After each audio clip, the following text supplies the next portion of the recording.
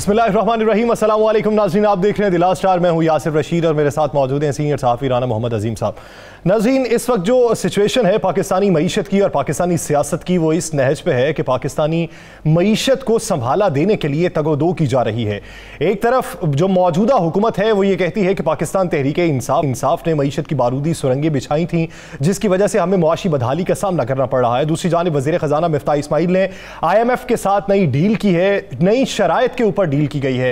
इत्तलात यही है कि बिजली भी महंगी की जाएगी, पेट्रोलियम मसनूआत भी महंगी की जाएंगी और सब्सिडी को खत्म किया जाएगा और दर्जा बदर्जा ये खत्म किया जाएगा। उसके बाद ही मईशत को संभाला दिया जा सकता है। अब यही पाकिस्तान तहरीक इंसाफ का भी मंशूर था, लेकिन उस वक्त की जो अपोजिशन जमातें थी, जो अब मौजूदा वक्त के अंदर मुत्तहिदा हुकूमत है, उनका यही मुतालिबा होता था कि IMF के चुंगल में पाकिस्तानी आवाम को फंसा दिया गया, पाकिस्तानी मईशत को फंसा दिया गया। IMF से हमें छुटकारा हासिल करना चाहिए था। फिर रफ्ता रफ्ता उनके बयानात तब्दील होते रहे और उनका यही मानना था कि इनको पहले IMF के पास जाना चाहिए था। तो अब मौजूदा टर्म्स एंड कंडीशंस वो कौन सी हैं जिसके ऊपर IMF के साथ डील हुई है, और ये पाकिस्तानी मईशत के लिए कितनी खतरे की घंटी है और पाकिस्तानी मईशत को किस हद तक संभाला मिल सकता है, ये दो सवालात हैं।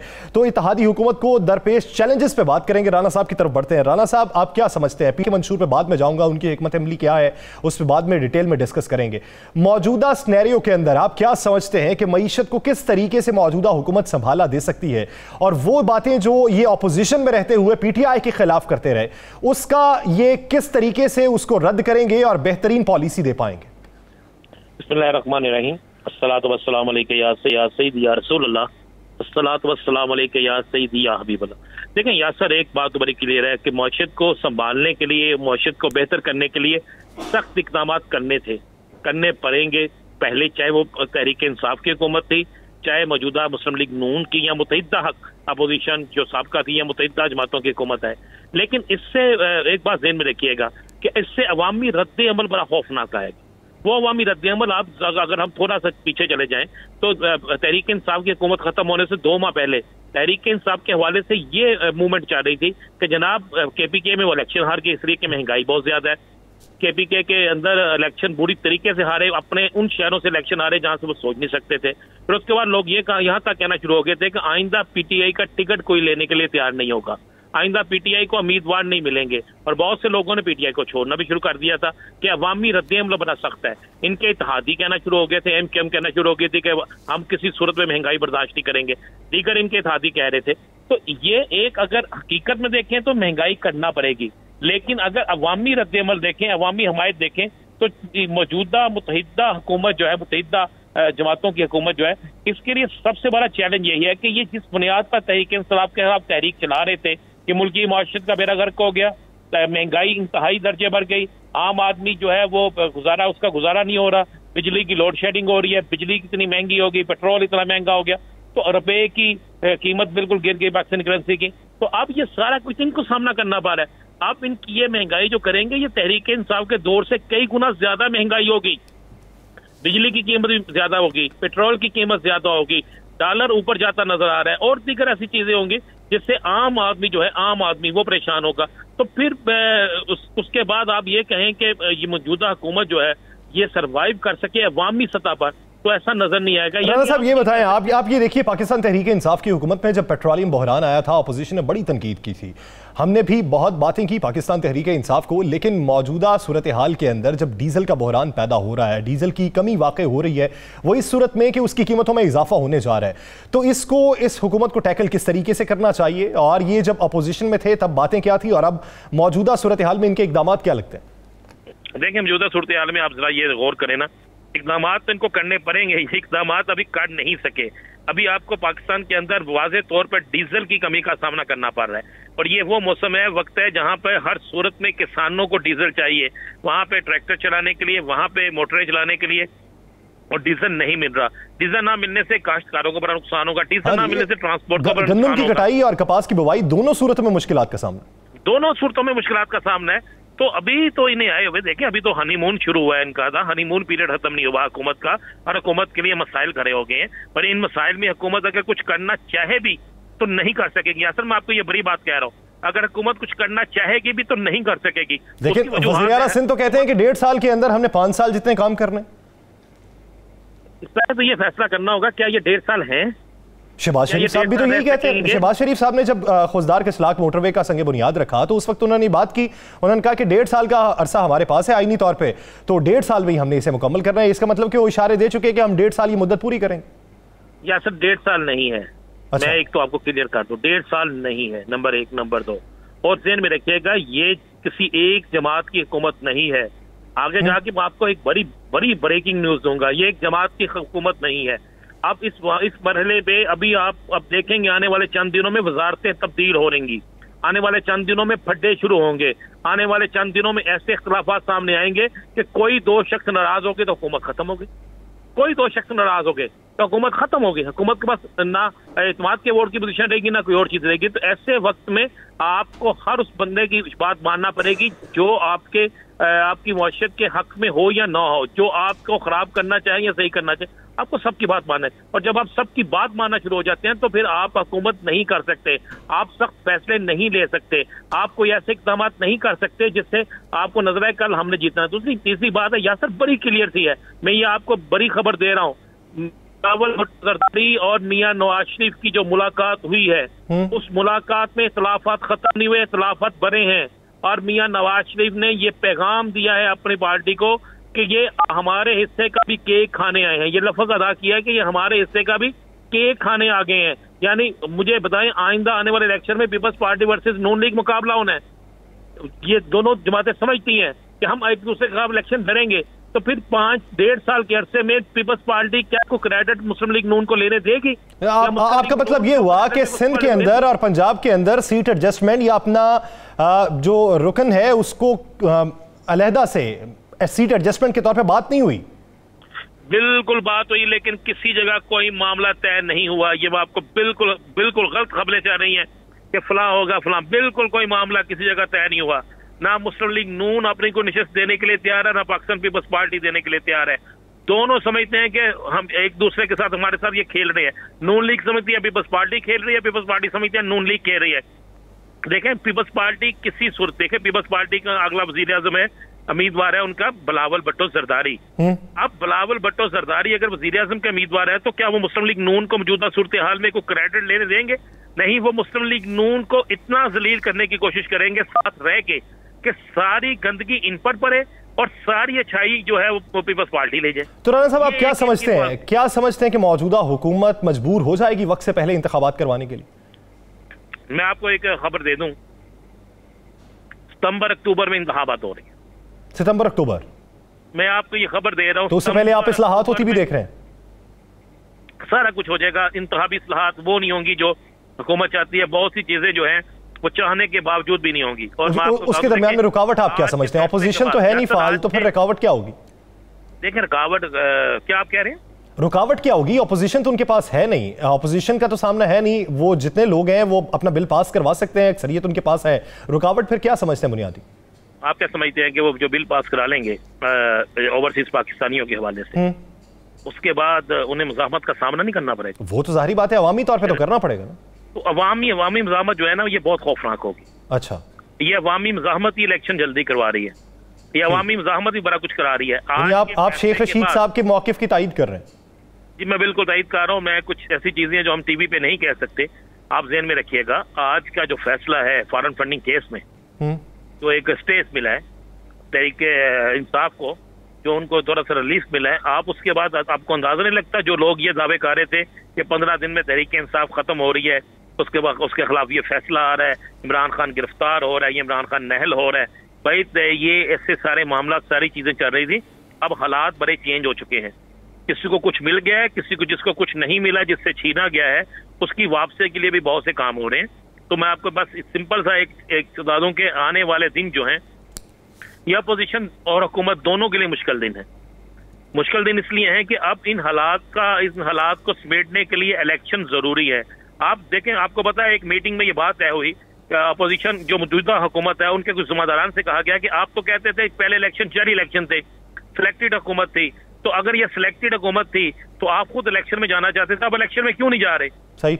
तो जिस पर वो खामोश रहे, तो उसने कहा जी अब अगर वो जाना चाहते हैं, सिलेक्टेड जो है वो कहते हैं इलेक्शन में जाना, आप नहीं जाना चाह रहे, अब वो इन्हें सिलेक्टेड कहते हैं, अब ये इन्हें कहते हैं इम्पोर्टेड हुकूमत कह रहे हैं इन्हें वो।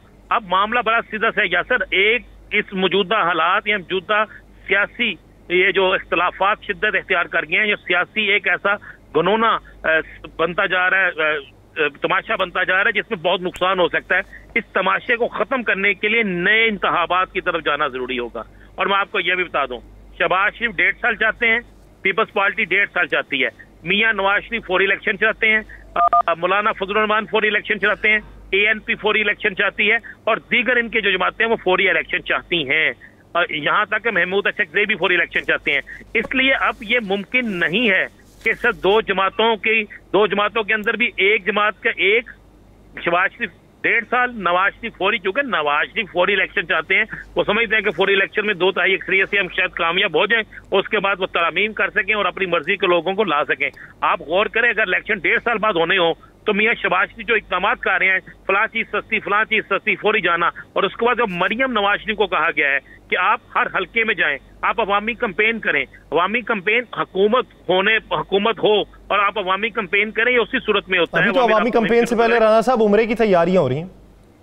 जी देखें, उम्रे की तैयारियां हो रही हैं। यहाँ पर मैं आपको एक चीज बरक के लिए बता दूं कि यहाँ पर उम्रे के दौरान भी इन्हें ये कोशिश कर रहे हैं कि कुछ बड़ी अहम मुलाकातें हों, और ये भी मेरी बात तो ये भी इतला है कि कुछ लोग उसी दौरान में लंदन से भी यहाँ पे आ रहे हैं और यहाँ पे आके वो कुछ मुलाकातें भी हो रही हैं। इसलिए उम्रे की भी तैयारियां हैं। उम्रे की तैयारियां जो हैं, राना साहब खबर दें, यहाँ से कुछ लोग जा रहे हैं सऊदी अरब और लंदन से भी कुछ लोग आ रहे हैं सऊदी अरब। अब वापसी पे यहाँ के लोग कुछ लंदन जाएंगे या लंदन वाले कुछ लोग पाकिस्तान आ जाएंगे? यहाँ से कुछ लोग लंदन जाने की उम्मीद है, लंदन वाले पाकिस्तान आने की उम्मीद नहीं है। आप जो खबर लेना चाहते हैं मैं आपको बता देता हूँ। अच्छा, यानी वो उम्मीद अगले 1.5 साल तक नहीं है। अब वो फौरी नहीं है। अच्छा, और हो सकता है आगे जाके वो उम्मीद मजीद किसी और तरफ चल पड़े। किसी और तरफ किधर को? अमेरिका को भेजना है? देखिए, मैं आपको बता रहा हूँ कि ये बड़ी खबर आपको दे रहा हूँ कि ये जो शोर मचा हुआ है ना कि शायद वापसी में कुछ जहाज में 5-6 सीटें बढ़ जाएं, तो वापसी में 5-6 सीटें बढ़ेंगी नहीं। सही है। तो आप फॉरेन फंडिंग केस में जो रिलीफ मिला है सिंगल बेंच के फैसले को मुअत्तल करके, वो जो 30 दिन में फैसला देना था, इलेक्शन कमीशन को अहकाम जारी किए गए थे, वो मुअत्तल कर दिया गया, कितना बड़ा रिलीफ समझते हैं? और दूसरा ये कि फॉरेन फंडिंग केस को लेके जो मौजूदा हुकूमत है उसने कैंपेन चलाई बाकायदा तौर पर कि नाअहल हो जाएंगे, सब कुछ हो जाएगा। PTI का मुस्तकबिल क्या देख रहे हैं इस रिलीफ के बाद? आपको मैं 2 चीजें बड़ी क्लियर कर दूं। PTI अपनी हिकमत अमली तय कर चुकी, नंबर 1, नंबर 2, नंबर 3, 3 उन्होंने अपनी हिकमत अमली बना रखी हैं, जिसके तहत PTI ने हर सूरत में सरवाइव करना है। इमरान खान वजीर आजम बनने की राह में जो भी उनकी रुकावट होगी, उसके बावजूद भी इमरान खान बतौर कायद जो है वो सरवाइव करेंगे। यहाँ तक वो इस मामले पे तैयार हो चुके हैं। और मैं आपको ये भी बताऊँ, अगर फॉरेन फंडिंग केस में कोई फैसला ऐसा आता है जो PTI के खिलाफ आता है और उसमें 1 साइडेड फैसला होता है, ये उसको अदालतों में चैलेंज भी करेंगे। चैलेंज करने के साथ साथ इनकी हिकमत अमली नंबर 2 भी होगी, जिसमें इन्होंने बाकायदा कुछ चीजें ऐसी हैं जो तैयार कर रखी हैं जिसकी बुनियाद पर ये अवाम में जाएंगे। देखें, इस वक्त PTI की जो पोजीशन है, आप एक बात ध्यान में रखिएगा, इनके खिलाफ कोई भी फैसला आता है तो अवाम उस फैसले के खिलाफ जाएगी, क्योंकि लोगों के जहन में ये बात जो है बैठ चुकी है कि जानबूझकर इनके खिलाफ फैसले दिए जा रहे हैं। लेकिन राना साहब, आप क्या समझते हैं कि ये सही तर्ज है अवाम के दिल में एक बात को ऐसा बिठा देना कि PTI के खिलाफ जो भी हो वो सरासर गलत है? इससे खाना जंगी के खतरात नहीं हो सकते? यानी आपकी जो टॉप लीडरशिप है वो बेशुमार मौके के ऊपर तहम्मुल मिजाजी का दर्स देती रहे, वो ये कहती रही कि इदारों के खिलाफ ना बोलें, लेकिन जब लोगों के अंदर इस तरह का जोश व जज्बा हो तो फिर सूरत हाल संगीनी की तरफ नहीं जा सकती। बिल्कुल आप दुरुस्त कहते हैं। देखें, यहाँ से एक बात बड़ी क्लियर है, मेरे मुल्क की फौज मेरी फौज है, उसके खिलाफ बोलने वाला पाकिस्तान के साथ मुखलस नहीं हो सकता, चाहे वो कोई भी शख्स हो, किसी भी सियासी जमात से तल्लक हो। हमारे मुल्क की अदलिया हमारी अदलिया है, अदलिया के वकार को हमें आगे लेके जाना चाहिए, ऊपर लेके जाना चाहिए। लेकिन एक सवाल पैदा होता है, जो चीजें हैं ना यासर, उसको भी देखना होता है। अवाम क्या, मैंने ये जो आपने उससे सवाल किया, मैंने बहुत से लोगों से ये सवाल किया, वो लोग एक बात कहते हैं जनाब एक केस का फैसला फौरी दे देते हैं और 63 का फैसला आप जो ईद के बाद ले जाते हैं, तो कहते हैं मुख्तलिफ केसों का फैसला आप दे देते हैं। लेकिन ऐसे लोगों को समझाने की ये भी तो जरूरत है ना कि फॉरेन फंडिंग केस का भी फैसला अदालत से ही आया, जैसे सिंगल बेंच का फैसला मुअत्तल किया। मैं अर्ज कर रहा हूं, जो इस मुल्क के अंदर हर सियासी जमात का ये स्टाइल है कि जो फैसला उनके हक में आ जाता है वो बेहतरीन फैसला है, उसके लिए अदलिया जिंदाबाद है। और जो फैसला उनके खिलाफ आता है उस पर अदलिया पर वो तनकीद शुरू कर देते हैं। लेकिन ये मैंने तो आपको बड़ा सिंपल कहा कि मुझे एक बात बताएं, क्या वजीर आजम, साबिक वजीर आजम नवाज शरीफ ने इस्लामाबाद से लाहौर तक अदलिया के खिलाफ मार्च किया? उसके बाद अब मौजूदा तहरीक इंसाफ के लोग जो है वो अदलिया पे सवाल उठा रहे हैं। इसी तरह कल अगर कोई फैसला हुकूमत के खिलाफ आएगा वो भी अदलिया पे उठाएंगे। यहाँ पे इस मुल्क के अंदर एक चीज बन चुकी है कि जिसके हक में जो फैसला है वो बेहतर है, जिसके खिलाफ फैसला है वो उस पर चीखना शुरू कर देता है। इसके लिए बाकायदा कुछ कवानीन होने चाहिए, इसके लिए बाकायदा कुछ रूल्स होने चाहिए जो पहले दिन से होने चाहिए थे, लेकिन ऐसा नहीं हो रहा। एक चीज बड़ी यासर बड़ी बेहतर है कि इमरान खान जो इस वक्त सियासत का महवर है, जो इनके इर्द गिर्द सबसे ज्यादा लोगों का कट है, इमरान खान हर जलसे में अपने अदारों के हवाले से बेहतर कह रहे हैं, पाक फौज के हवाले से बेहतर खुल के बात कर रहे हैं, उनके लोग भी कर रहे हैं। इससे कम अज कम वो फजा जो कायम करने की कोशिश की गई वो खत्म होना शुरू हो गई है। अब पूरी कौम को यह जरूरत है, इस चीज की जरूरत है कि वो देखें अच्छा कौन है बुरा कौन है। लेकिन राना साहब सवालिया निशान वही बनता है ना, वो सही दर्स दे रहे हैं, अवाम को तहम्मुल मिजाजी का दर्स दे रहे हैं और उन्हें सबक सिखा रहे हैं कि इदारों पर बात नहीं होनी चाहिए। लेकिन अवाम एक बयानिया तो उनका मान रहे हैं कि ये इंपोर्टेड हुकूमत है, ये बाहर से इंपोर्ट की गई है, साजिश के नतीजे में आई है और साजिश के नतीजे में इमरान खान बरतरफ हुए हैं, वो उसको ऑन करते हैं, लेकिन उनकी दूसरी बात को ऑन नहीं करते, उसके मुखालिफ अवाम का बयानिया। लेकिन जो गलत होगा, मैंने हम उस पर टॉक शो में ये बात कर नहीं सकते, या सर जो आप पूछना चाहते हैं उसमें जाएं तो किसी और तरफ बात निकल जाती है, लेकिन ये नहीं होना चाहिए। मैं फिर कह रहा हूँ कि हमारे अदारे हैं, अदारों के वकार को बढ़ाना होगा, अदारों की इज्जत को बढ़ाना होगा, अदारों की इज्जत का वकार का एहतराम करना होगा। ये बड़ा जरूरी है, ये तमाम सियासी जमातों के लिए। लेकिन एक लम्हा फिक्र ये भी तो है ना यासर कि कौमी असम्बली में जो तकारीर चंद दिन पहले हुई, क्या वो तकारीर होनी चाहिए थी? असेंबली का फ्लोर किसी असेंबली का फ्लोर कानून साजी के लिए होता है, वहां पे आप एक दूसरे के ऊपर भड़ास जो जातियात पे आके निकालते हैं वो गलत है, वो हमारे यहाँ पे होता ही है। मुझे नहीं बताएं जो अदारों पे तनकीद की गई थी असेंबली के अंदर, गलत किया, याद होगा तो गलत किया, वो क्या उस पर बोलना नहीं चाहिए था सियासी जमात को? जो जमातें अंदर मौजूद थी उनको बोलना चाहिए था कि नहीं बोलना चाहिए था? नहीं बोल रहे। जब आप हुक्मरान होके नहीं बोल रहे, हुक्मरान होके आप आजादी दे रहे हैं, फिर आपको सोचना होगा कि आप अपने इदारों के साथ क्या खेल खेलना चाह रहे हैं। अगर एक असेंबली के चैम्बर में, असेंबली पार्लियामेंट हाउस के अंदर कोई बंदा बैठ के पार्लियामेंट में तकरीर कर रहा है और स्पीकर उस पर बोल नहीं रहा, उस पर वजीर आजम नहीं बोल रहा, उस पर कोई हुकूमती ओहदेदार नहीं बोल रहा कि भाई खामोश हो जाइए, ऐसा मामला नहीं है, तो इसका मतलब है कि आप एक प्लानिंग के तहत अपनी ही हुकूमत में शामिल अपने इत्तेहादियों को ये इजाजत दे रहे हैं कि जो मर्जी करें, तो फिर आप अपोजिशन से क्या गिला करेंगे? फिर आप अपोजिशन को किस तरह रोक सकेंगे? फिर आप यानी दूसरों पर तनकीद करने से पहले अपने गिरबान में झांकना चाहिए कि आपके जो इकदामात हैं वो दूसरों के बरक्स हैं या उसी के मुतरादिफ आप भी बयानात लेके चल रहे हैं। राना साहब, पंजाब की सूरत हाल क्या बनेगी? आईनी बहरान एक पैदा हो चुका है, पंजाब में वजीर आला का इंतखाब तो हो गया, हलफ बर्दारी ना हो सकी, गवर्नर साहब बीमार हैं, समरी गई सदर के पास, अभी तक नॉमिनेट नहीं कोई किया जा सका, क्या बनेगा?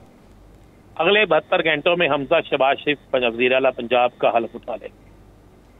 अगले 72 घंटों में हमजा शहबाज शरीफ वजीर आला पंजाब का हलफ उठा लेंगे।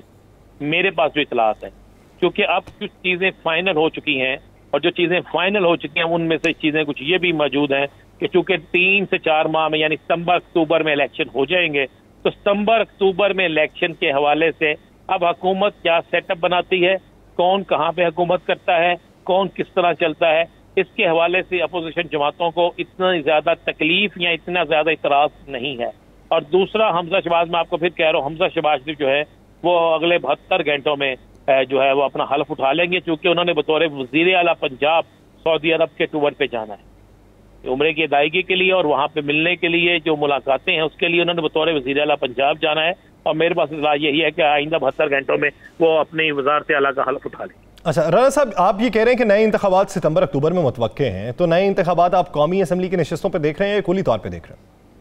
कुली तमाम इंतखाबात होंगे, तमाम पूरे पाकिस्तान में 4 सूबों में इंतखाबात होंगे और ये इंतखाबात होंगे कौमी और सूबाई दोनों नशिस्तों। तो पीपल्स पार्टी को राजी कौन करेगा? पीपल्स पार्टी को राजी वही करेगा जिन्होंने पहले राजी किया। सही, जिन्होंने पीपल्स पार्टी को पहले राजी किया है वही राजी करेंगे। बात यह है कि केपी में भी राजी हो जाएंगे, सारे कुछ सब भी राजी, सबको राजी होना पड़ेगा। अच्छा, मैं एक लफ्ज कह रहा हूँ, ये पे गौर कीजिएगा, सबको राजी होना पड़ेगा। यानी बेहतरी उसी में दिखाई देती है जी, बेहतरी उसी में ही दिखाई देती है, इस मुल्क की बेहतरी उसी में दिखाई देती है। चले, मुझे बिजली के शॉर्टफॉल पे बात करनी है, लेकिन उससे पहले मेरा एक सवाल ले लें कि आप क्या समझते हैं कि आने वाले दिनों के अंदर अगर जल्दी इंतखाबात हो जाते हैं, बेनिफिट किसको मिलेगा, पाकिस्तान तहरीक इंसाफ को या मुत्तहिदा हुकूमत को? देखें, अगर तो इलेक्शन जल्दी हो जाते हैं और उन इलेक्शन में तमाम सियासी जमातें अपने अपने प्लेटफॉर्म से इलेक्शन लड़ती हैं, सही, तो उसमें सबसे ज्यादा जो बेनिफिट मिलेगा वो मिलेगा मौजूदा अपोजिशन को, यानी तहरीक इंसाफ को। अच्छा। और उसके बाद, और मैं आपको ये भी एक चीज बड़ी खबर देता जाऊं, पीपल्स पार्टी ने वाज़े तौर पर अपनी क़यादत को कह दिया है कि पंजाब के अंदर किसी सूरत में हम मुस्लिम लीग नून के साथ नहीं चलेंगे। अगर हमने पंजाब में सरवाइव करना है तो एंटी मुस्लिम लीग नून हमें सरवाइव करना पड़ेगा। यानी आप ये कह रहे हैं कि नए इलेक्शन के नतीजे में नतीजा यही होगा कि 2/3 अक्सरियत किसी को नहीं मिलेगी? किसी को 2/3 अक्सरियत नहीं मिलेगी, लेकिन मैं आपको ये बता दूं, पीटीआई पहले से ज्यादा नशिस्तें लेके जाएगी। पीटीआई की नशिस्तें पहले से ज्यादा होंगी? पहले से ज्यादा होगी। और यानी अगर वो हुकूमत बनाती है तो फिर इत्तेहादी भी कम साथ में जोड़ना होंगे? जी बिल्कुल, मैं बताता हूँ कि एक ज़हन में रखिएगा, पीटीआई की नशिस्तें ज्यादा होंगी और पीटीआई की पहली दफा होगा पिछली दफा से ज्यादा कि पीटीआई की टिकट के लिए लोग इस दफा बाकायदा सिफारिशें भी लड़ाएंगे और टिकट के लिए मुस्लिम लीग नून से ज्यादा उसकी तरफ जाएंगे। आप सिफारिशों की बातें कर रहे हैं, क्या फिर से वही बंदरबांट वैसी होगी जैसे पहले होती रही? नहीं, बिल्कुल बंदरबांट वो नहीं होगी। इस दफा हालात बिल्कुल चेंज होंगे। देखें, एक चीज में रखिएगा सर, इस सिनेरियो में, मौजूदा हालात में जो पीटीआई के साथ रह गया है अब वो रह गया है, जो नहीं रहा दोबारा आना चाहेगा पीटीआई उसे नहीं रखेगी। ये आपको बड़ा क्लियर और वाज़ेह कर। देखें, मुल्तान जा रहे हैं इमरान खान मुल्तान क्यों जा रहे हैं? सराइकी बेल्ट है, मुल्तान जाके उन्होंने कुछ लोगों को पैगाम देना है। मुल्तान उनके जाने का मकसद, मुल्तान का उनका जलसा मई में आप देखिएगा कितना बड़ा जलसा होता। मुल्तान के बाद वो गुजरांवाला जा रहे हैं, गुजरांवाला के बाद वो फैसलाबाद जा रहे हैं। तो इस तरह पीएमएलएन भी निकल रही है ईद के बाद? पीएमएलएन तो ईद से पहले निकल रही है। मरियम नवाज शरीफ जो है वो ईद से पहले निकल रही हैं, वो तो आजकल में निकलना शुरू हो गई। वो तो लाहौर के तमाम हल्कों में जाएंगी, उसके बाद गालबन 8 तारीख को या 6 तारीख हल्कों के बाद जलसों का शेड्यूल जो दिया गया है वो ईद के बाद का दिया गया? नहीं, कुछ एक जो शेड्यूल है वो ईद से पहले है। अच्छा, राणा साहब, ब्रेक पे जाना है। एक सवाल, बिजली का शॉर्टफॉल जो है वो 7468 मेगावाट हो चुका है। इल्ज़ाम ये लगाया जा रहा है कि पाकिस्तान तहरीक इंसाफ की हुकूमत ने बर वक्त ईंधन नहीं खरीदा, मरम्मत नहीं करवाई पावर प्लांट्स की, जिसकी वजह से ये हमें शॉर्टफॉल भुगतना पड़ रहा है। मुस्तकबिल क्या देख रहे हैं, शॉर्टफॉल मजीद बढ़ेगा? बिल्कुल शॉर्टफॉल बढ़ेगा, और मैं फिर वही कह रहा हूँ ना कि पंजाबी का एक फिक्र है, कुब्बे नूं लातो मारी तो कुब्बा सीधा हो गया। ये तहरीक इंसाफ सीधी हो गई। इमरान खान पे जो इल्जाम थे, अब लोड शेडिंग बढ़ेगी, लोग कहेंगे जनाब उसके दौर में लोड शेडिंग नहीं थी, तो ये सारा कुछ होगा। या सर एक चीज ध्यान में रखिएगा, क्या इमरान खान को पता था कि मेरी हुकूमत खत्म हो रही है? क्या इमरान खान जानता था कि उसे इस महीने में वो नहीं होगा? ऐसा नहीं था, वो तो कोशिश कर रहा था बचत हो जाए। तो जो लोग कोशिश कर रहे थे वो कभी भी अपने आने वाला वक्त पूरा नहीं करते। तो ये कहना कि जनाब शॉर्टफॉल जो है उसकी वजूहत साबका हुकूमतें हैं और 3 साल का गन साफ कर रहे हैं, तो फिर वो कहते हैं हम 40 साल का या 30 साल का गन साफ कर रहे हैं। तो ये एक बहाने है, अवाम ये बहाने सुनने के लिए तैयार नहीं है। ना तहरीक इंसाफ के ये बहाने सुनती थी अवाम, ना मुस्लिम लीग नून के सुनी। अवाम को राम किस तरीके से किया जाएगा, उसके लिए इकदाम करने की जरूरत है। हीले बहाने या दूसरों पे इल्जामात से आप सियासत तो चला सकते हैं, लेकिन मुल्क की मईशत को किस तरीके से चलाया जाएगा, ये एक बुनियादी सवाल है। एक ब्रेक लेनी है, ब्रेक के बाद गुफ्तगू को यहीं से कंटिन्यू करेंगे। Stay with us.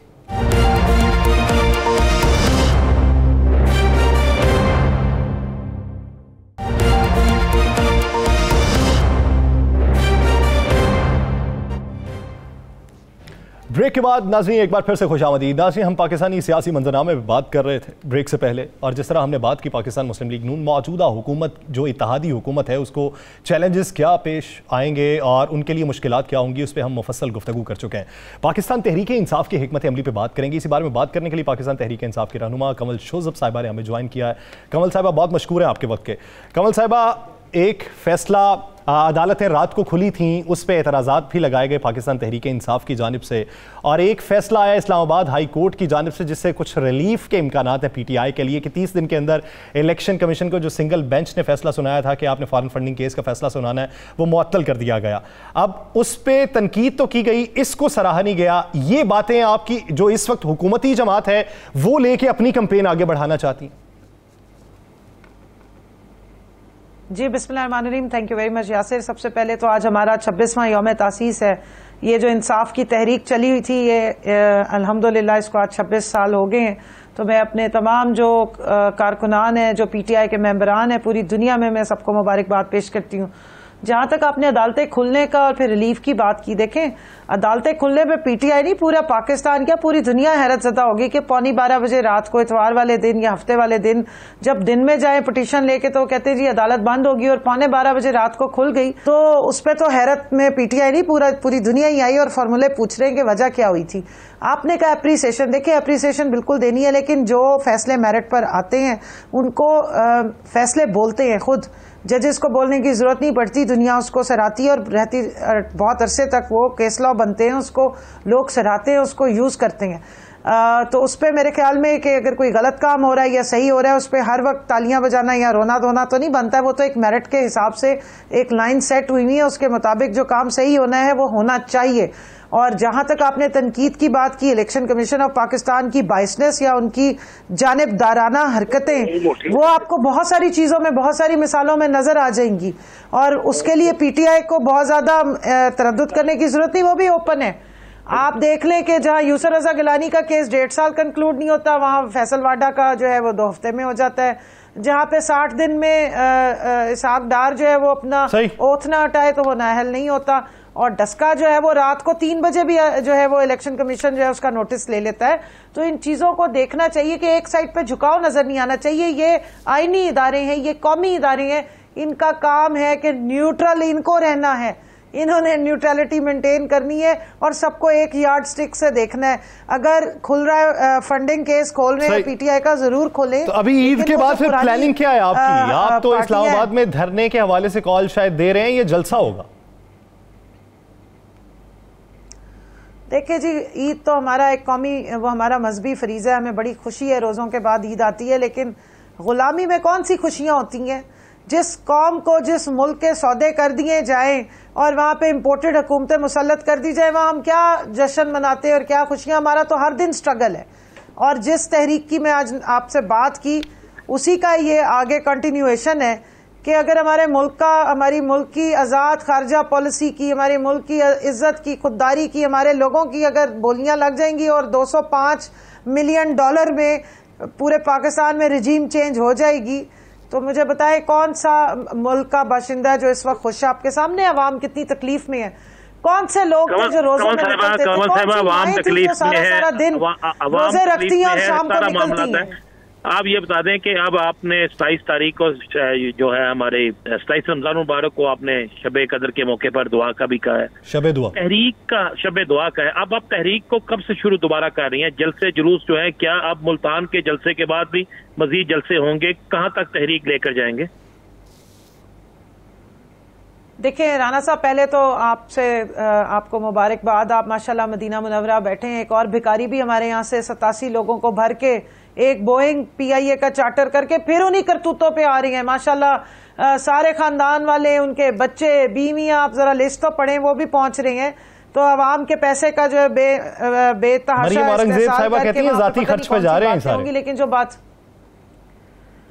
अच्छा जी, माशाल्लाह बड़ी बात है। जाती खर्च मैं लिस्ट भेज देती हूँ, जरा चेक कर लेना इनमें से कौन कौन सा जाती खर्च पे जा रहा है। और जो बोइंग चार्टर कर रहे हैं, जैसे पहले होता था यहाँ से जर्मन लेकर चला गया था एक जर्मनी बोइंग, पता ही नहीं चलता था गया कहाँ। आपने कहा तहरीक हमारी चल रही है, रोजाना की बुनियाद पे लोग भी निकल रहे हैं, प्रोटेस्ट भी हो रहे हैं। 27 को एक तरह से हमारा यौम आजादी भी होता है। आपको पता है 27वीं रमजान को पाकिस्तान बना था, तो वो दिन हमने अब यौम दुआ इसलिए रखा है कि एक तो शबे कदर भी होती है, शबे कदर में से एक बड़ी रात है। दूसरा, हम हकीकी आज़ादी के लिए दुआ करेंगे अल्लाह से कि हमारे पे जो ये अजाब मुसल्लत किया है, ये चोरों डाकुओं और जो जमानती सारे मुजरिम हमारे ऊपर काबीना में ला के बिठा दिए, 13 जो मसालों की चाट बना के एक काबीना बना के ऊपर बिठा दी गई है, इससे हमें निजात मिले। और जो असल में गुलामी हम उन बैरूनी साम्राज्य आकाओं की कर रहे हैं जिन्होंने ये कठपुतलियां यहाँ पे रखी हुई हैं, उनसे हमें आज़ादी मिले।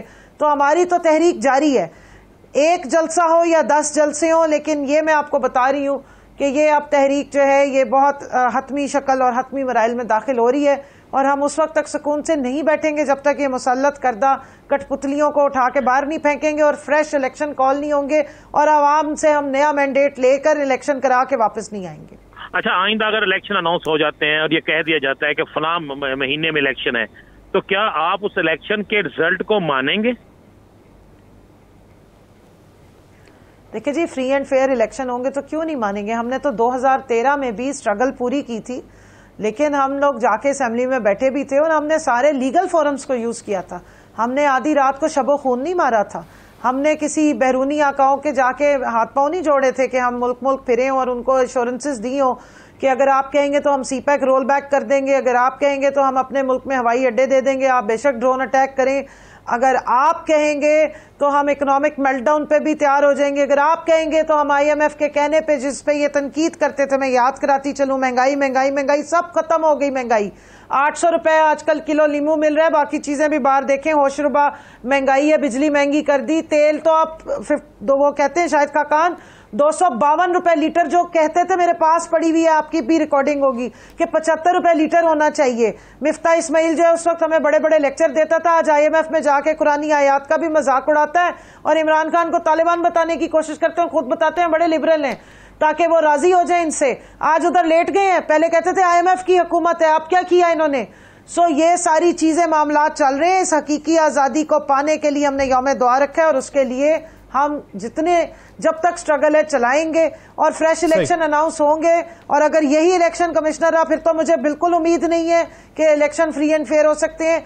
लिहाजा एक free and fair election commission की तब्दीली के बाद जो इलेक्शन होंगे वो फेयर इलेक्शन हो सकते हैं। कमल साहिबा, वजीर आजम शहबाज शरीफ कहते हैं कि पिछले दौरे हुकूमत में पाकिस्तान तहरीक इंसाफ ने जो बिजली के लिए बरवक्त ईंधन नहीं खरीदा और जो पावर प्लांट थे उनकी बरवक्त मुरम्मत नहीं करवाई गई, जिसकी वजह से शॉर्टफॉल जो है वो 7000 मेगावाट से तजावुज कर चुका है। ये इल्जाम लगाया गया। उन्होंने कहा PMLN की हुकूमत ने मुकम्मल खात्मा कर दिया था। अब तो इस वक्त जी आज़ाब इलाही मुसल्लत है, इनसे संभाला कुछ नहीं जा रहा। ये ओवर रेटेड आदमी था। ये अभी भी उन्हें लगता है कि बूट्स पहन के और हैट्स पहन के वो जिस तरह तेज तेज आनियां वेखो तो मेरियां जानियां वेखो करके दिखाएंगे तो दुनिया तालियां बजाएंगी। ये मुल्क को जिस तरह हमने सीधा किया वो IMF ने भी एक्नॉलेज कर लिया है। उन्होंने बताया कि हाँ जी, आपने इमरान खान की हुकूमत में 2021 के सारे जो पैरामीटर्स और जितने इंडिकेटर्स आ रहे हैं वो 5.6 की ही प्रोजेक्शन दे रहे हैं, जो ये सारी उम्र कहते रहे वो। और ये सस्टेनेबल ग्रोथ हमने बताई थी 10 साल की 5.6, और उसके बाद सबसे कम करंट अकाउंट डेफिसिट। उसके बाद जो हमने रिलीफ सब्सिडी दी थी वो आवाम को किसी वजह से दी थी क्योंकि हमारी टैक्स कलेक्शन बढ़ी थी। आज इन्होंने इकोनॉमिक मेल्टडाउन जो महंगाई का रोना लेके ये आए थे, आज मुझे बता दें कौन सा रिलीफ दे रहे हैं। तो आवाम को तबाही के ध्यान पे ले आए हैं और वही मईशत जिसका ये रोना रोते थे वो सही जा रही थी। सारी दुनिया इसको एक्नॉलेज कर रही है, वर्ल्ड बैंक इसको एक्नॉलेज कर रहा है, ब्लूमबर्ग कर रहा है। इन्होंने झूठा प्रोपेगेंडा अपनी मर्जी के चैनल्स के साथ मिलकर किया और पूरी दुनिया को दूसरी तरफ लगा दिया। आज इनसे कंट्रोल नहीं हो रहा और ना होगा। मुझे बताएं कहाँ डॉक्टर साहब जो हमने हेल्थ के लिए लगाए, डॉक्टर फैसल सुल्तान, और अभी हेल्थ का इतना बड़ा स्पेशलिस्ट जो है वो कादिर पटेल आपका वजीर सेहत बना हुआ है। ये इनके पास टीम थी। ये 13-14 जो जमातों ने 35-36 बंदे लगाए हैं, 24 उनमें से जमानतों पे हैं, एक कातिल का भाई बैठा है, खुद ये सारे ड्रामे करके बैठे हैं। ये टीम आई है और अभी तो आप माशाल्लाह देखना जो फॉरेन पॉलिसी का तैया पांचा होना है और जिस तरीके से उसका बेड़ा गर्क होना है, क्योंकि एक आंटी डिजाइनर कपड़े और डिजाइनर बैग और पर्ल्स पहन के समझती हैं कि वो अंग्रेजी डिंगी चब्बी बोल लेंगी तो बहुत अच्छा पाकिस्तान संभाल लेंगी, और दूसरे बेबी FM लगाने लगे। ये पाकिस्तान 22 करोड़ लोगों की यहाँ पे मुस्तकबिल लगा हुआ है, जाने हमारे बच्चों का मुस्तकबिल लगा हुआ है। ये क्या समझते हैं ये खिलवाड़ है, इनका मजाक है कि पर्चियों पे ये आने वाले जो आपस में बंदर बांट करेंगे। जमहूरियत के नाम पे जो यहाँ तमाशा लगाया हुआ है, मुझे बता दें कोई इन्हें बाहर बंदा नहीं मिलता, सारे अपने गुलाम और अपने बच्चे और अपने भाई और बहनें सारे चढ़ के बैठ जाते हैं। मुल्क की मईशत को संभालने के लिए महंगाई जो है उसकी वो आएगी, कुछ चीजें महंगी करना पड़ेगी, बिजली हो गई, दीगर मामलात हो गए। अब अगर मुल्क की मईशत के हवाले से ये हुकूमत कुछ चीजें महंगी करती है तो आप उसे किस नजर से देखेंगे? देखिए जी, मिसमैनेजमेंट है। हमने जिस वक्त महंगाई थी हमने माना, आपको उसके रीजंस दिए, लॉजिक दिए। आज वो बात सारी जगहों पे प्रूव हो रही है कि कोरोना का जब सख्त टाइम था, जब लॉकडाउन पूरी दुनिया में थे, जब वहां पर शॉर्टेजेस थी, डिमांड सप्लाई का डिसरप्शंस थी, उस वक्त इमरान खान ने पूरा पाकिस्तान खुला रखा, आवाम को भूख से उस वक्त जो महंगाई थी वो कोरोना की वजह से हुई और इस वक्त जो महंगाई होगी ये मिसमैनेजमेंट की वजह से होगी। पाकिस्तान तहरीक इंसाफ की जिद्दोजहद चलती रहेगी। माजरत चाहता हूँ ब्रेक है। कमल चौधरी साहिबा बहुत शुक्रिया आपके वक्त का। राना अजीम साहब भी साथ मौजूद थे। राना साहब आपका भी बहुत मशकूर हूँ। नाज़रीन एक ब्रेक लेनी है, ब्रेक के बाद वापस आएंगे तो तो पाकिस्तानी मईशत को किस तरीके से बेहतर किया जा सकता है, बुनियादी कुलिया क्या है, उस पर बात होगी। कहीं नहीं जाएगा, स्टे विद अस।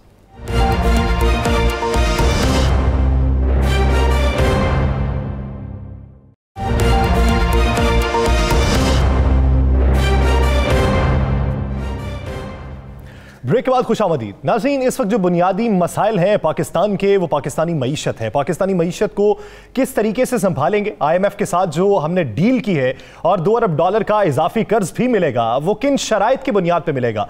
पाकिस्तान में महंगाई मजीद कितना बढ़ेगी। पर कैपिटा इनकम के हवाले से जो बाज़गश थी, जो पाकिस्तान तहरीक इंसाफ के ऊपर इल्जामात लगाए जाते थे कि दूसरे ममालिक का जिनका हवाला दिया जाता है वहां पर इनकम क्या है और पाकिस्तान में क्या है, उसके हवाले से हमारे मुल्क के अंदर अखराजात कितने हैं, अखराजात को कम किस तरीके से किया जा सकता है, इन सारे मामलात पे बात करेंगे। हमें ज्वाइन किया चार्टर्ड है, फाइनेंशियल इकोनॉमिस्ट हैं शहजाद शाकत साहब। शहजाद साहब बहुत मशहूर हैं आपके वक्त के। शहजाद साहब, इस वक्त जो सिचुएशन चल रही है पाकिस्तान के अंदर, हमारे वजीर खजाना ने एग्रीमेंट किया, वो एग्रीमेंट पे बात ये हुई कि बिजली की कीमत भी बढ़ाई जाएगी, पेट्रोलियम मसनूआत की कीमतें भी बढ़ाई जाएंगी, सब्सिडी जो है उसको दर्जा बदर्जा कम किया जाएगा। तो आप क्या समझते हैं कि IMF के चुंगल में तो हम फंसे हुए हैं। हर हुकूमत आती है, दावा ये करती है IMF से हमें बचना चाहिए, लेकिन जाके एग्रीमेंट भी उनके साथ होते हैं।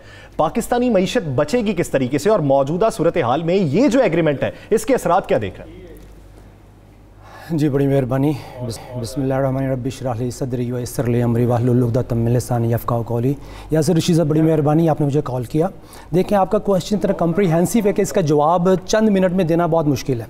मैं इसको इस तरीके से लेता हूँ कि आप अगर देखें कि हमारी इकॉनमी को पिछले 7 दहाइयों से क्या चैलेंजेस हैं, क्या हम अपनी उन चैलेंजेस को अचीव करने के लिए, क्या हम अपनी इनकम बढ़ाने के लिए काम कर रहे हैं? मुझे एक स्टेट ऑर्गन बता दें आप, ऐसा स्टेट ऑर्गन जो हमारे मुल्क में इनकम बढ़ाने के लिए काम कर रहा हो। नहीं, वो सिर्फ हुकूमत की जानिब से ऐलानात होते हैं कि 10% बढ़ा दी गई, बस जी। वो इनकम किसकी बढ़ाएगी? सरकारी इदारों की। और वो सरकारी इदारों के बेनिफिशरीज कौन है? दूसरे हुकूमत वाले हैं ना? हुकूमत वाले हैं ना। क्या पीपल ऑफ पाकिस्तान के लिए कोई ऐसा ऑर्गन है जो बेनिफिशियरी हो पीपल ऑफ पाकिस्तान? कुछ भी नहीं, कुछ भी नहीं। देखिए, हमारे मुल्क के लिए सबसे बड़ा लम्हा फिक्रिया है हमारी करेंसी डिवैल्यूएशन, हमारी इन्फ्लेशन और हमारी cost of increasing cost of production, increasing cost of production, increasing cost energy. हमारे हाथ में देखिए, इकोनॉमिक प्रॉब्लम हमारे पूरे पाकिस्तानियों को पता है। कोई ऐसी प्रॉब्लम मुझे बता दें कि जिनकी रीज़न कोई एक आइडेंटिफाई कर दें, कोई ऐसा दोस्त आइडेंटिफाई कर दें जो कि एक्चुअल रीज़न को आइडेंटिफाई कर सकता हो। मैं मिसाल देता हूँ आपको, अगर आप एक हॉस्पिटल बनाते हैं, उसमें आप सर्जन की जगह नर्सें अपॉइंट कर दें, सही, क्या ऑपरेशन होंगे? नहीं होंगे। कामयाब होंगे? नहीं होंगे। क्या आप वो हॉस्पिटल रन कर सकेगा? 1 डेथ्स होंगी ना। हमारे यहाँ इकोनॉमिक डेथ्स हो रही हैं क्योंकि हमारे यहाँ सर्जन की जगह नर्सें अपॉइंट की गई हैं। इनकैपेबल लीडरशिप हर जगह पे है, हर डिपार्टमेंट में। अब मुझे ये बताएं कि अगर हम कहते हैं कि जी इन्फ्लेशन इस वजह से होती है कि हमारे ऊपर करेंसी डिवैल्यू होगी। करेंसी डिवैल्यू क्यों होती है, कभी पूछा? आप हमारे even prime minister Imran Khan साहब हैं, नवाज शरीफ साहब थे, वो क्या कहते थे कि जी रुपये पे प्रेशर बढ़ जाता है। रुपये पे प्रेशर किस चीज़ से बढ़ता है कि हमारी इंपोर्ट ज़्यादा है, एक्सपोर्ट कम है, ट्रेड डेफिसिट है और बाकी हमारे फिस्कल डेफिसिट है। असल रीजंस ये नहीं है।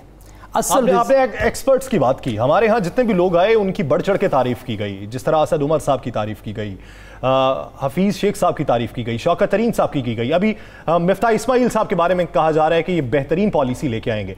इनसे बेहतर कैपेबल कहाँ से लाएं? हमने तो बाहर से भी इंपोर्ट करके देख लिए, मौजूदा भी आजमा लिए यहाँ। देखें, 7 दहाइयों से ख़ासतौर पर सिंस 1991 हम चल रहे हैं बारोड। जितनी भी हमारी पॉलिसी हैं दे आर बेस्ड ऑन बारोइंग्स। कर्जे ले ले खर्च कर ले, कर्जे ले ले खर्च कर ले, या इमदाद ले ली, इमदाद लेके रख ली। क्या ये कर्ज हमारे ऊपर कॉस्ट इंक्रीज करता है? हमारे लिए हर तरह की कॉस्ट को इंक्रीज किस तरह किया जाता है? मैं मिसाल देता हूँ कि state bank of Pakistan act है, उसकी क्या पॉलिसी है कि उसने मॉनेटरी फिस्कल पॉलिसीज़ को मैनेज करना है। क्या वो पॉलिसीज़ मैनेज करने में कामयाब रहा है? नहीं रहा। क्या वो इन्फ्लेशन को कंट्रोल करने में कामयाब रहा है? नहीं रहा है। क्या वो मॉनेटरी पॉलिसी को कंट्रोल करने में कामयाब रहा है? नहीं रहा है। अभी IMF के प्रेशर के अंडर आपने state bank of Pakistan act he change कर दिया। अब मैं आपको एक मिसाल देता हूँ, चलें पूरी इकानमी को समझने के लिए सिर्फ एक मिसाल आपके लिए बहुत है कि गवर्नमेंट ऑफ पाकिस्तान ने पूरा कर्जा जो लिया हुआ है हम पीपल ऑफ पाकिस्तान से through banks, through state bank, वो 30,000 अरब का है जी। अगर हम 1 जनवरी 2021 की बात करें कि 30,000 अरब ये कर्जा लिया हुआ, अगर 100 रुपये का डॉलर हो तो कितना बनता है? ये 300 बिलियन डॉलर। सही। ये किन का कर्जा है? ये पीपल ऑफ पाकिस्तान का कर्जा है। $300 बिलियन गवर्नमेंट ने ले लिया। अब जब हमने ये कर्जा गवर्नमेंट ऑफ पाकिस्तान ने वापस करना है, उस वक्त डॉलर, उसको पैसे नहीं हमारे पास देने के लिए, तो हमने डॉलर को कर दिया 200 का। 30,000 अरब लिया था 100 में कर दिया उसको। हाँ जी, अब 160 रुपए का, लेकिन 200 रुपए का कर दिया, तो वो $150 बिलियन रह गया जो वापस करना है। तो किसका नुकसान हुआ? पाकिस्तानी अवाम का। पाकिस्तानी अवाम का। ये $150 बिलियन का जो पाकिस्तानी के अवाम का नुकसान होगा, इसकी वजह से करेंसी डिवैल्यू की वजह से इन्फ्लेशन बढ़ेगी। नहीं, आप क्या समझते हैं, डॉलर को कम कीमत पे मुस्तहकम रखना और रुपए पे प्रेशर ना आने देना, उसकी बुनियादी उसूल क्या है? हमने ये सुना कि जो पिछली हुकूमत थी पाकिस्तान मुस्लिम लीग नून की, उसने इस तरीके से डॉलर को कम किया कि मार्केट में डॉलर झोंक दिए गए, जिसकी वजह से डॉलर पे प्रेशर उस तरीके का नहीं पड़ा और वो कम रहा, रुपया मुस्तहकम रहा। लेकिन इन्होंने कहा जी कि हमने फ्री फ्लोटिंग कर दी है, फ्री फ्लोटिंग का नतीजा भी हमने देख लिया। अब मौजूदा सूरत हाल में उसको कम कैसे रखा जा सकता है? देखिए, आप प्रॉब्लम को जिस दिन समझ जाएंगे ना हमारे पाकिस्तानी अवाम, उस दिन उसके ऊपर एक्शन आ जाएगा। अभी देखें, पॉलिटिकल सिनेरियो को साइड पे रखें, इकोनॉमिक पॉलिसीज़ में देखें कि क्या वो $150 बिलियन किसकी जेब में गया, जो भी मैंने मिसाल दी। आपके सवाल का जवाब इसी में है। आपका सवाल सिंपल ये है कि क्या हम फ्री फ्लोट करें या हम इसको कंट्रोल करके रखें। देखिए, कंट्रोल रखने के नुकसानात हैं, फ्री फ्लोट के अपने नुकसानात हैं, लेकिन फ्री फ्लोट उसमें जिसमें पीपल ऑफ पाकिस्तान का नुकसान हो जाए, उसमें बहुत ज़्यादा नुकसानात हैं। मसलन आप एक कारोबारी आदमी हैं, आपने एलसी खोली हुई है $1 मिलियन की, जब करेंसी डिवैल्यू कर दी तो आपको 100 रुपए के डॉलर के हिसाब से 10 करोड़ में आपने $1 मिलियन खोली थी। जब करेंसी डिवैल्यू कर दी तो 20 करोड़ की एलसी, किसने 20 करोड़ की एलसी उसको पेमेंट करनी पड़ेगी। किसका नुकसान हुआ? ट्रेडर का, कारोबारी आदमी का। और वो चीज जो उसने बेचनी थी लाके 1.1 में 11 करोड़ में, या वो 21 करोड़ में उसको घर में पड़ रही है ड्यूटीज, सही, उसका नुकसान हमारे कारोबारी लोगों को हुआ। इसका मतलब यह है कि जितनी हम अपना डॉलर जितना महंगा करेंगे, करेंसी जितनी डीवैल्यू करेंगे, उतनी हमारी cost of production, cost of energy हमारी बढ़ जाएगी। हमारा इसमें इंपोर्ट और एक्सपोर्ट का कितना किरदार होता है? हमारे यहाँ कहा जाता है कि इंपोर्ट बहुत ज़्यादा हो गई, जिसकी वजह से डॉलर की कीमत बढ़ गई। सर देखें, इंपोर्ट में अपने डीमेरिट्स हैं और मेरिट्स हैं। अगर हमने अपनी डॉलर को बढ़ा दिया तो इंपोर्ट्स डिस्करेज होंगी, लेकिन डिस्करेज कब होती हैं? जब हमारी नेसेसिटीज़ की इंपोर्ट हो। लेकिन हमारी तो इंपोर्ट ही नेसेसिटीज़ की हैं। आपने बहुत ज़्यादा सुना होगा यासिर साहब के, देखें जी हमारी एक्सपोर्ट बढ़ गई, in terms of quantitative term हमारी एक्सपोर्ट बढ़ गई। इसमें कितनी खुशी से बताया जाता था पीटीए की गवर्नमेंट में कि हमारी एक्सपोर्ट बहुत ज़्यादा हो रही है। मैं आपको मिसाल देता हूँ इसके ऊपर कि पहले हम $1 में 10, मैं मिसाल दे रहा हूँ, $1 में 1 kg आम बेचते थे, अब $1 में 2 kg बेच रहे हैं। अब you got my point. $1 earning के लिए हम पहले 1 kg एक्सपोर्ट करते थे, सही। अब $1 अर्निंग के लिए 2 kg एक्सपोर्ट करते हैं। तो हम अपनी कॉस्ट ऑफ प्रोडक्शन कैसे पूरी करेंगे फिर? सर मेरी बात, मेरा क्वेश्चन दूसरी तरफ जा रहा है, सही, कि हम अपनी एक्सपोर्ट को कैसे कंट्रोल कर रहे हैं। एक्सपोर्ट देखें, क्वांटिटेटिव टर्म में एक्सपोर्ट हमारी कैसे बढ़ गई, उसमें किसका लॉस है? इकोनॉमिक रिसोर्सेज हमारा अपना लॉस है। देखें, करेंसी डिवैल्यूएशन में हमारी 3-4 चीज़ें हैं, बहुत इंपॉर्टेंट चीज़ें आप ध्यान में रखें। करेंसी डिवैल्यूएशन में हमारी एक्सपोर्ट किस तरह डिस्करेज होती है कि पहले मैं अपना इकोनॉमिक रिसोर्सेज किस तरह डिस्ट्रॉय होते हैं कि मेरी इकोनॉमिक वैल्यू, हमारी इकोनॉमिक वैल्यू, पाकिस्तानियों की इकोनॉमिक वैल्यू, पाकिस्तानी गुड्स की इकोनॉमिक वैल्यू इफेक्ट हो जाती है। सही, मैं समझ गया। आप ये कह रहे हैं कि $1 पहले 100 में था, तो हम वो उसकी जो चीज़ भेजते थे, अब वही चीज़ें हमें 2 kg में भेजना पड़ रही है क्योंकि $2 200 पे चला गया। $200 200 पे चला गया, हमें डबल एक्सपोर्ट करनी पड़ी उसी में। तो हमारी basically we had destroyed value, economic value of our resources. So देखें, हम सब कुछ कर सकते हैं यासिर रशीद साहब, अल्लाह के साथ हम जंग नहीं कर सकते।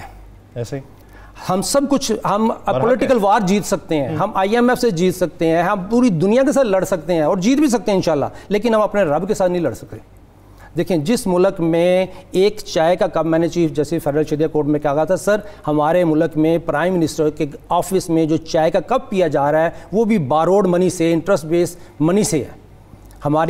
हमारी आवाम को पता ही नहीं है कि हमारे ऊपर लाइबिलिटी क्या है। हमारा ट्रेड डेफिसिट, बजट डेफिसिट, इनके इस डिसेप्टिव टर्म्स में हमें घुमा दिया गया है।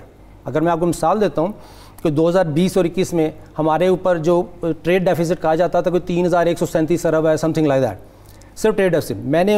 मैं आपको डॉक्यूमेंट्री सबमिट किया फेडरल शरिया कोर्ट में कि हमारा 2020-21 में 18,900 अरब की पेमेंट्स है और हमारी नेट इनकम सिर्फ 3,700 अरब। 15,900 अरब का हमारा एक्चुअल डेफिसिट है, जो हमारे डॉक्यूमेंट में कहा जाता है कि 3,137 अरब है। इसी तरह अगले साल आ जाएं, 18,000 से बढ़ के वो 27,000 अरब हो गया 2021-22 में। 27,000 हमारी इनकम है, 4,500 कवर करेंगे। मैं आपकी बात से मुत्तफिक हूं। अब आप ये देखिए कि मुल्क को चलाने के लिए अगर IMF के पास जाना पड़े, वर्ल्ड बैंक के पास जाना पड़े, तो आप इंटरेस्ट के बगैर उनसे कैसे डील कर सकते हैं? सर, उसके लिए एक ही काम है, आपने जिस दिन अपनी आवाम की इनकम बढ़ा दी, हम उस दिन टैक्स बढ़ा सकते हैं। कारोबारी लोगों को टैक्स देने पे कोई इतराज़ नहीं है। देखिए, जब करेंसी डिवैल्यू होती है, पूरे मुल्क के ट्रेडर्स की, इकोनॉमिक रिसोर्सेज की वैल्यू डिस्ट्रॉय हो जाती है। आप एक पॉइंट बड़ा इंपॉर्टेंट है हमारे लिए सर, वो ये है कि जिस दिन हमारी आवाम की इनकम बढ़ गई तो वो आसानी से टैक्स देंगे। हमारे लिए क्या इंपॉर्टेंट है? हमारे यहाँ तो 3 साल की हुकूमतें होती हैं, उसके बाद आते हैं नई पॉलिसी आ जाती है, नए लोग आ जाते हैं। सर, एक डिपार्टमेंट, मैं कहता हूँ कि saviour of Pakistan authority act, एक स्टेट ऑर्गन ऐसा डेवलप कर दिया जाए जो सिर्फ इकोनॉमिक एक्टिविटीज़ को प्रमोट करे as per injunction of Islam, और इनकम को बढ़ाने के लिए काम करे, और इनकम बढ़ा के जितना मर्जी टैक्स ले लें। देखें, पाकिस्तानी लॉयल हैं अपने मुल्क के साथ, 100 रुपया उनको इनकम कमाने दें, 80 रुपये टैक्स ले लें, लेकिन वो पॉलिसी जो 100 रुपये इनकम भी कमा रहे हैं, जो काम कर रहे हैं, वो भी उनसे छीनी जा रही है। उनको 3 रुपये देते भी तकलीफ होती है जब, क्योंकि देखें, मैं टैक्स कंसल्टेंट भी हूँ। हमारे मुल्क का जो टैक्स सिस्टम है वो मैं आपसे शायद ज़्यादा समझता हूँ, लेकिन जो आपकी जो सीट है वो आपकी स्किल्स अपनी है। सही। मैं अपने टैक्स के ऊपर ये बता सकता हूँ कि जो हमारी टैक्स सिस्टम है, जो FBR स्टेट बैंक के पॉलिसीज़ हैं, वो डिस्करेज करती हैं कि आप कारोबार करें, और डिस्करेज करती हैं कि वो कर ही नहीं सकती कारोबार, इंपोर्ट और एक्सपोर्ट या लोकल ट्रेड कर ही नहीं सकती जेन्युइन तरीके से, क्योंकि फॉर्मल और इनफॉर्मल और अनडॉक्यूमेंटेड इकोनॉमी का ऐसा चक्कर चलाया गया यहाँ पे पाकिस्तान में कि अगर फॉर्मल तरीके से मैं पूरा टैक्स पे करता हूँ, डॉक्यूमेंट करते हैं हम, तो हम उस तरीके से अपने ऐसे लॉसेज क्रिएट करते हैं उसी पॉलिसीज़ में।